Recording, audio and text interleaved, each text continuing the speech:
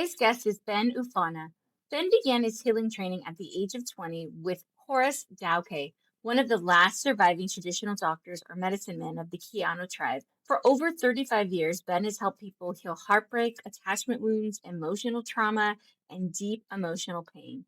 His work blends meditation, embodied awareness, emotional processing, and healing practices rooted in both Native American and Taoist traditions.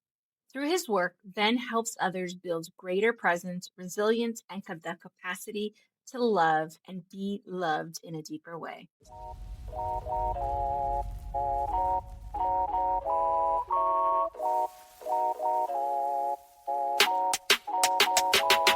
Hey there, I'm Jenny Perez. I'm a wife, mom, and small business owner. And although I love being all of those things, I'm at the point where I feel like there's something more to life outside of those roles. Does that sound like you? If you're in search of that extra magic, craving a dose of positivity, purpose, and real talk on being worthy, capable, and able, you're in the right place. Let's kick off this journey together, ignite that spark, radiate some positivity, and discover what makes your life and business truly shine. Ready to jump in? Let's spark some radiance together. Welcome to Sparking Radiance. I'm really excited that you're here for this conversation on Sparking Radiance because we talk a lot about finding our way back to ourselves. But sometimes that means paying attention to what our bodies have been carrying, not just what our minds have been trying to process. So many of us are used to maybe pushing through or staying strong, but we don't always realize how much pain, heartbreak, and being in survival mode is stored inside us. So Ben, I'd like to start there. I'd like to know when we don't heal or release our unprocessed traumas and emotions, what starts to happen in the body? Wow. Just yesterday, I was working with someone for the first time. There was a history of rather severe sexual trauma, trafficking. And she's very strong as an individual. She's very capable and highly functioning in many respects. But what I could see as I was working with her, and I'm not mentioning any names to protect confidentiality, but just as an example, because this is actually fairly common, not necessarily the trafficking part, but let's say the sexual trauma, is there's this encapsulation of the trauma that occurred, the abuses that she suffered. And all of this, the impressions of these lived experiences, the emotions, so much of this is stored in this lower abdominal pelvic basin. And there's this gap. She was inhabiting much of her body, say from the diaphragm up, and then all this other emotion. And I'm not saying that's going to be exactly like this with each individual, but this is a common scenario, let's say. And the fact that most people in general do not process, do not digest their lived experiences and their subsequent emotional responses. And even if there wasn't sexual trauma, even if the person hadn't suffered verbal, physical, or other forms of abuse growing up or other significant trauma along the way, we're not processing, we're not digesting. And so the body holds on to that. Whatever we fail to digest is going to remain trapped in the body. So what happens is so many people go through life and they're accumulating. Now, when we experience these profoundly deep emotional wounding in childhood, we don't have the faculties, the understanding with which to process or digest. We have limited resources. Even as we get older, we live in a culture, and even within our families, there's no one to model basically how to work effectively with our emotions. And so we deny, we distract ourselves, we disconnect, we compartmentalize, we push all this content down. We're holding it in the body. Eventually, it expresses itself in one way or another. It manifests as some form of pathology in the body. For me, the way it showed up was a series of reenactments in my own attempts to form romantic or intimate relationships as I grew into my 20s. But eventually, I see a lot of people, and it depends on a person's makeup. Some people, when they are able to compartmentalize or distract, busy themselves, hold it down, suppress whatever they do. Some people's makeup allows them to just hold it at bay indefinitely. Mm-hmm. But over the years, I've worked with a lot of people in their 40s, 50s, 60s, and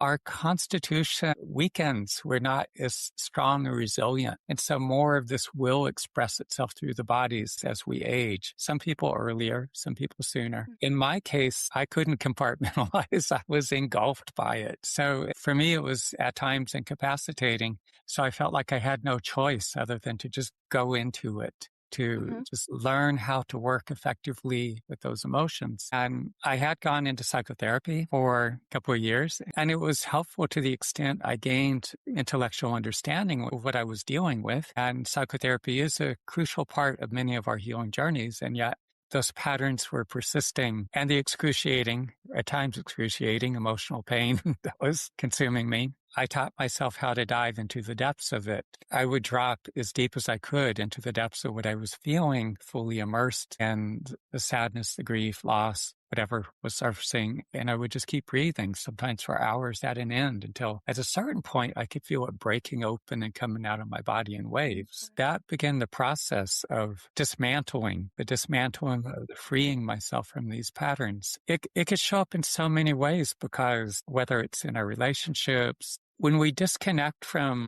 our emotional wounding, we're not processing or digesting it. It occupies a tremendous amount of bandwidth. And so that's a lot of our resources that are not available to us. And it's going to impede our functioning in one way or another. Now, even if not in our relationships, our ability to function in our professional lives. We're just not going to have as much bandwidth. We're not going to have access to our intuition. We're going to have a lot of blind spots, a lot of gaps. Sometimes these gaps prevent us from seeing other people for who they truly are, understanding where they are, what they're holding, in some instances, the fact that they pose a certain threat to us. Not necessarily that they're going to inflict some grave bodily harm, but the fact that they could make our lives really difficult. And why do you think that the body holds on to what the mind sometimes tries to ignore, like you mentioned, like push away or hold down? Or the way I see it is the body tries to compartmentalize, or I see it as a pushing down, or maybe like a hardening. Why do you think that the body holds on to it?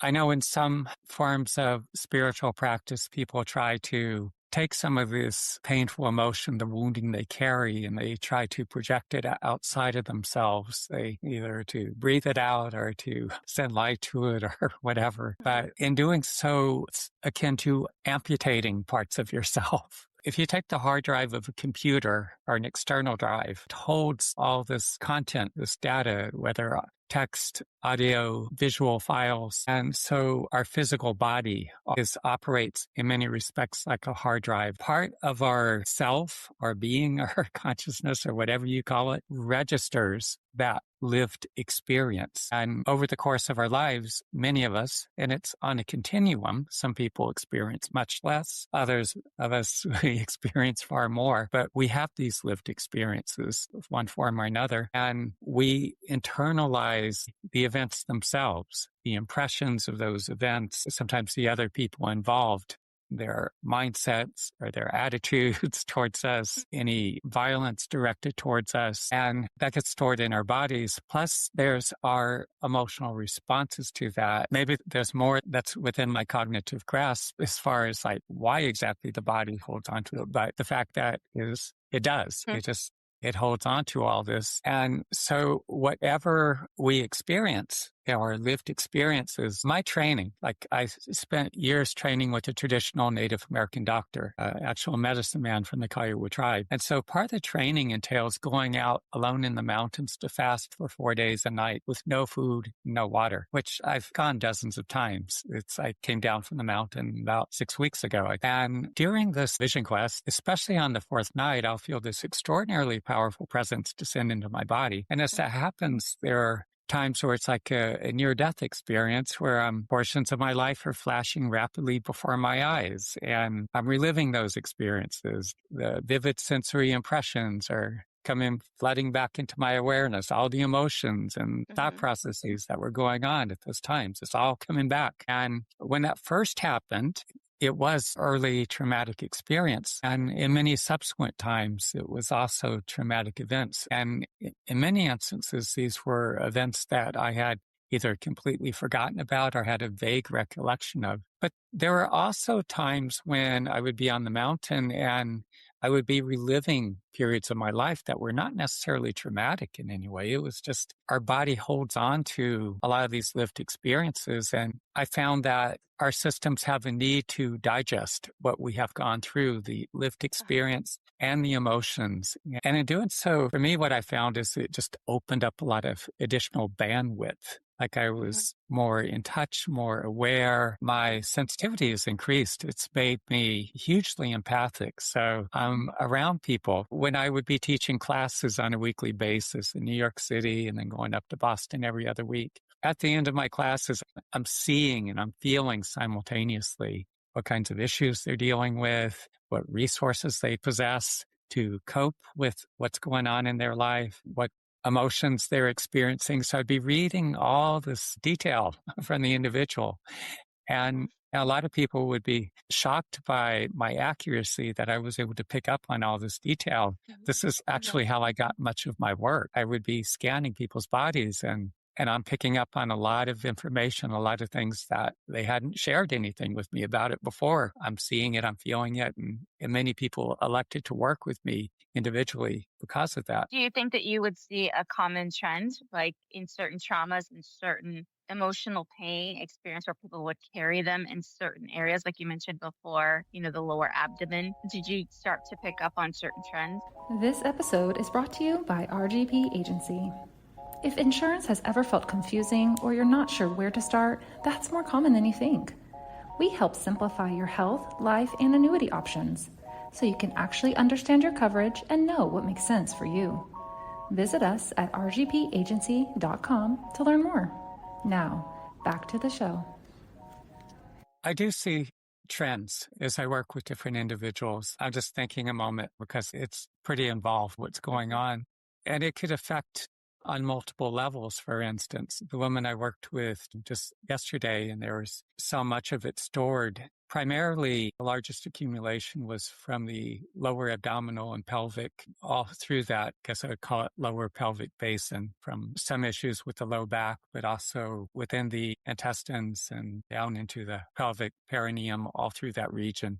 And sometimes I'm hesitant to talk about, but chakras because it starts sounding very woo-woo or something. But if you look at Wikipedia, for instance, and a lot of the New Agey stuff, it does frustrate me because it just looks and reads or sounds like fantasy. People that really have not developed any significant ability, that lack any real substantial capabilities. Whereas if you, among, say, the Tibetan Buddhist, those within the Hindu Vedic and other traditions, that you have these individuals who had developed mastery through decades of intensive training. I spent 17 years training with a master from China, which are internal martial arts that have their roots in Taoism. And so it's typical those who attain mastery would train for like 4, 5, 6, 7, 8, or whatever hours a day. So if you look at a lot of detailed information where they were talking about these ancient systems where they had mapped this out over hundreds or thousands of years, and a lot of this information was passed down over time. As you work with these practices so extensively, you develop the capacity to see and to feel a lot of what's going on, to look into people's bodies. It can be a challenge at times because doing all the intensive practice that I do, for instance, having developed my own system of meditation practices, most days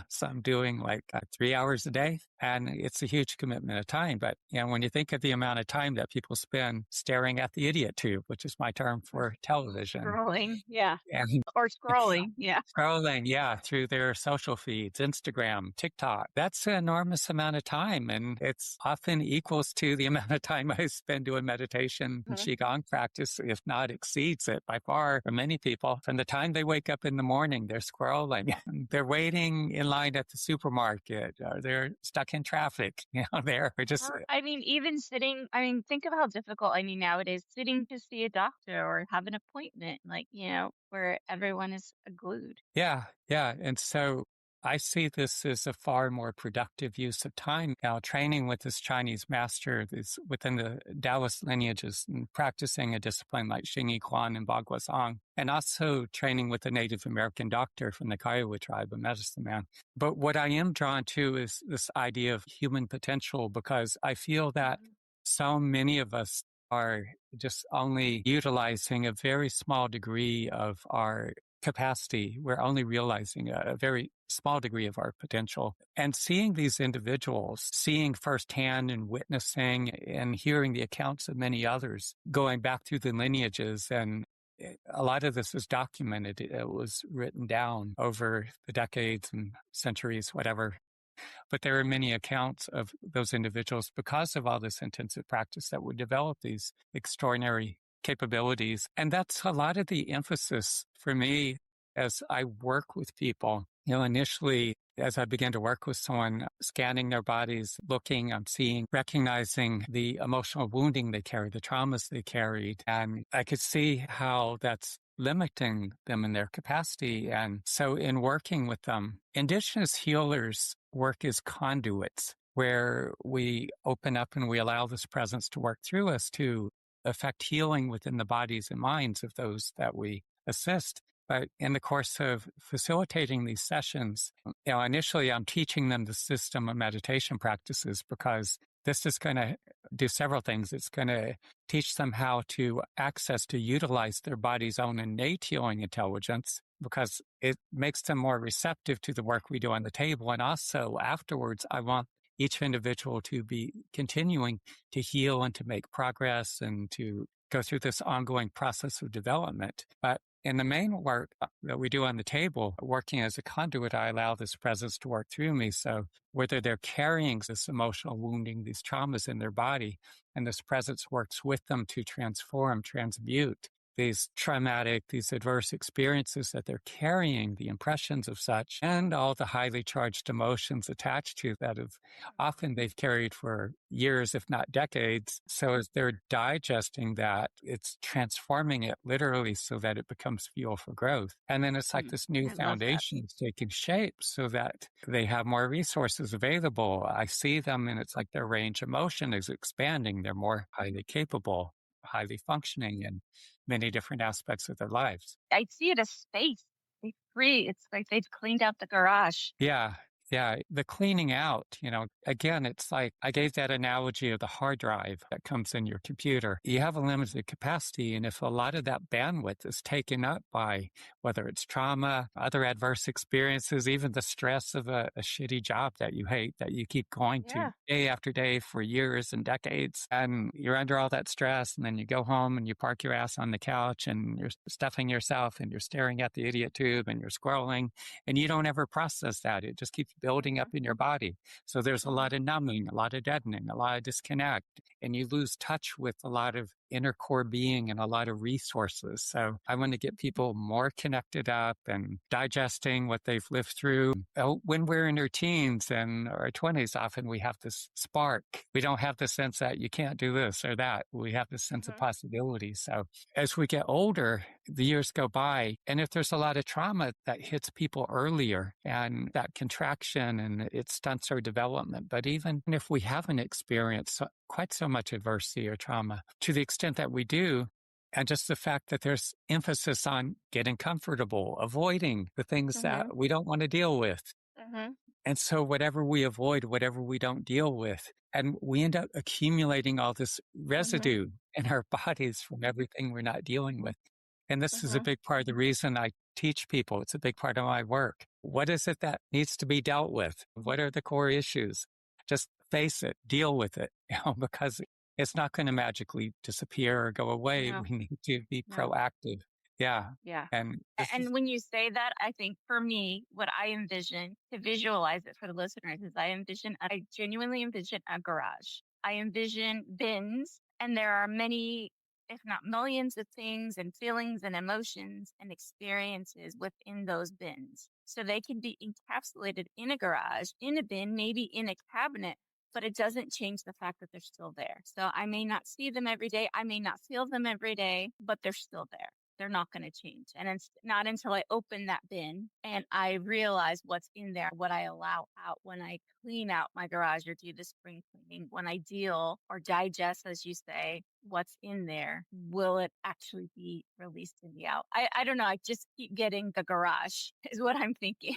And I think That it's is a good for a analogy. lot of us, that's something that we can relate to. That is a good analogy. I would just take it beyond the garage because the garage tends to be like an addition to the house. And so you have your house, for instance, with that analogy, okay, the garage is over here and here's your main house. Well, we want to have the most accurate analogy possible. So you really think about it. A lot of this stuff is in your bedroom. It's in your living room, your kitchen. Now, I do notice that it does tend to concentrate more in specific areas of the body. For instance, like I'll see more of it see and feel more of this backing up in people's abdominal pelvic region, but there's a lot of it also shows up in the chest, in the throat. It's affecting our brain itself and our cognitive capacity. It's permeating our bodies. And so that's a lot of what creates the numbing. Now, if it was only in one little area, that would be one thing. And again, there are certain areas of where there's larger accumulations, but it's just permeating all through our bodies. And another thing to compound matters is because we hold this residue of these adverse experiences and all these emotions, it doesn't feel very good in our bodies. And so what do? It's like we scroll more because it takes our mind away from what we're holding, what we're feeling. And we eat garbage foods, and people are more likely to smoke or drink or use other recreational drugs. And because they haven't learned to work with their emotions, you have more people on antidepressants and anti-anxiety meds, other psychotropic meds. And for some people, the psychotropic meds may be the best known solution, like especially if they're a danger to themselves or others. But I do find that there's also a lot of people, it's just they haven't learned to work effectively with their emotions. And so they end up relying on these meds. And the sad thing is, if we're on these meds, it further impedes our ability to process or digest our emotional responses to what we're going through. So it does not allow for the digest. Yeah, it further impedes. And also there's a lot with the dosage, the higher the dosage, the greater the impediment. And so I'll be working with people, and it saddens me sometimes because I'll see people, they're taking antidepressants, for instance. There's a woman that I worked with.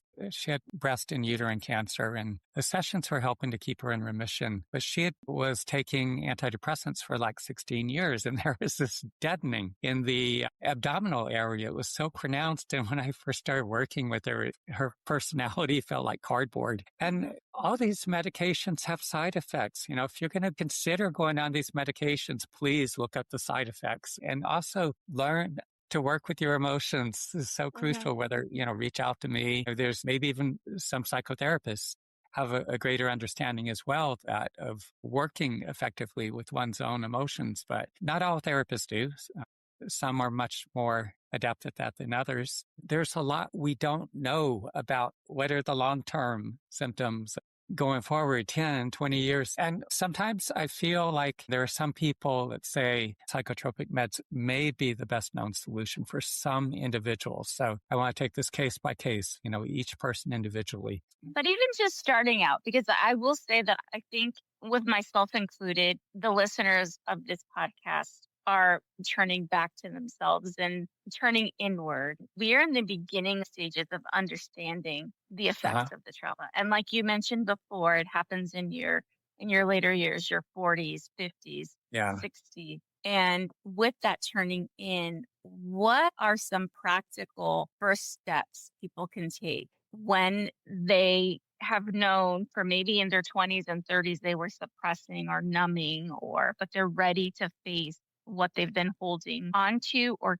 carrying for all of these years? I think for many of us, when I went through the apprenticeship with my mentor, and I was slow to get started, but when I started working with people, it was like pouring hydrogen peroxide into an infected wound. And so that's when all this began to surface for me. And there was this pattern of reenactment that I was going through, and it was playing out in my attempts to form intimate relationships. But the first thing I did was reach out to a psychotherapist that I knew from the community that I was living in. And so for many people, psychotherapy can be a very important initial step. Now, it's going to depend too, because there's a vast difference between psychotherapists, and sometimes it's really difficult initially to know, because if you haven't done the work yourself, then it's hard to really determine who's doing the work. A psychotherapist as well needs to be doing their own internal growth work. Now, there's a practice that I teach people, and I offer sessions either over the phone and in person, all that.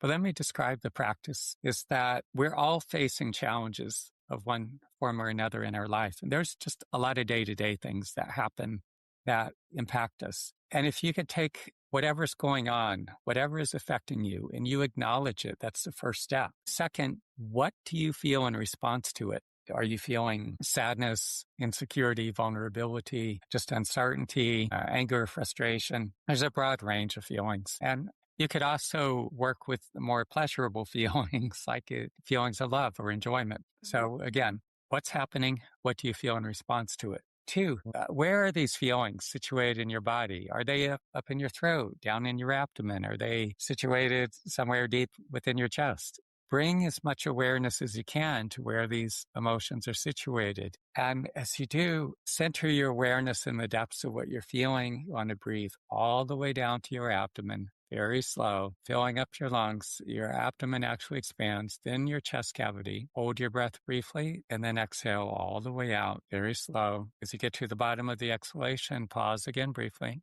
Continue the cycle. I would do this for hours at a time when the trauma begin to resurface. Our experiences are different. We all have different tolerances, but even experiences that are eliciting strong emotion, you could be connecting in the moment with what you're feeling, dropping into the depths of what you're feeling, breathing softly and deeply. You get to where you can stay connected to what you're feeling emotionally. You could be breathing into it. You could be processing it, and you could still be present in your interactions. And so we need to learn to work effectively with our emotions. There are many variations of this practice, but this is one of the most basic examples of it. We also need to understand that there are limits to our body and mind's innate healing intelligence. This practice does activate that healing intelligence. You get a cut or bruise, and a few days, a week, maybe a little longer, and that injury heals. You don't see the bruise after a week. But that same healing intelligence, as we engage it, it helps us to work to digest our lived experiences and emotions. Okay, there are limits to our body and mind's innate healing intelligence. We also need to be making use of the most effective therapeutic interventions. So in addition to, like, some of us will need psychotherapy, to have the basic cognitive understanding of our dysfunction, the patterns we're enacting. It's important for many people, but there are other interventions too. Like, I will go and do deep tissue body work to this day. Whenever I can, I do that. We spend so many hours on our devices. Even if we're not scrolling, we have jobs that we have to be on our computers and doing email, and we're not getting enough sleep. Our bodies get really whacked out from all this, what our bodies are not really designed to cope with. So things like acupuncture, or even reflexology or tui na, which is that pressure point massage. We need these interventions to help stabilize our body, to bring us into balance. I've relied primarily on the Vision Quest because I train with this native doctor. So in the spring and fall, I've been going back to the Wichita Mountains to fast the 4 days and nights without food and water. Most people are not going to do that. That's too intense for most. As I said, all this lived experience, the impressions of these experiences, you've internalized all the stress and highly charged emotions. You go into something like a dreamlike state. It's helping you to digest that. So you come out the other side much lighter. It's cleaning you out, but you don't just get rid of it. It's actually transformed and digested. So it becomes fuel for growth, and it's building a greater foundation. So people reach out to me from all over the world, and people call me, they talk with me, and I always give a lot of thought to, like, well, where does this person live and what resources are available? Because I want to make sure that each individual, I'll make recommendations based on where they live, but I do everything I can to make sure that people are cared for. Yeah. Ben, this has been an amazing conversation. You have brought so much insight and so much wisdom and depth of wisdom. And not only that, like you say, the emotion, I can feel the energy from you as well. The biggest takeaway that I have from this conversation is, and I have never thought as I'm beginning my journey and my path of unpacking the trauma and pains that I've carried, I've never looked at it from a point of digesting. It's like a processing, but I never looked at it from the point of growth. Like you mentioned before, it's the foundation for growth. And that gives me an entirely different insight as to the work that I will continue to do and some of my listeners that are doing as well. So I appreciate you. I appreciate your wisdom today. Where can people find you? Where can they connect with you to learn more? In what you just said, there's something that you've reminded me that I should add in here is that we all face challenges in one form or another, adversity. Some of us do carry a history of trauma that we've lived through. And whatever we encounter, despite the fact that it's difficult, frustrating, it's not easy a lot of times, but to the best of your ability, embrace it and take the mindset of this is my life lesson. This is what I'm here to learn from. This is my karma. Karma in the sense of not something that you were cursed with, but karma in the sense of like, this is what I'm here to learn, and work with it in order to transform what you carry, transform yourself so that you evolve instead of being beaten down or feeling that life is so unfair or whatever. But again, embrace your lived experience and use it to transform yourself. So to reach me, my main website is benoofana.com. It's my name, benoofana.com. There is a contact form on the website. Feel free to reach out to me. You can find me on Instagram, and I have my YouTube channel where I post long-form video content. Ben, I appreciate you. Thank you once again for being with us. Thanks so much. Thank you so much. I really enjoyed our conversation. You hear that clap? That's me cheering you on for completing another episode. I don't know about you, but man, that was quick. If you liked what you heard, hit the subscribe button or share the episode with someone you think that might need a little spark. And help us grow by leaving a review. Remember, keep sparking that radiance from within. Until next time, shine on!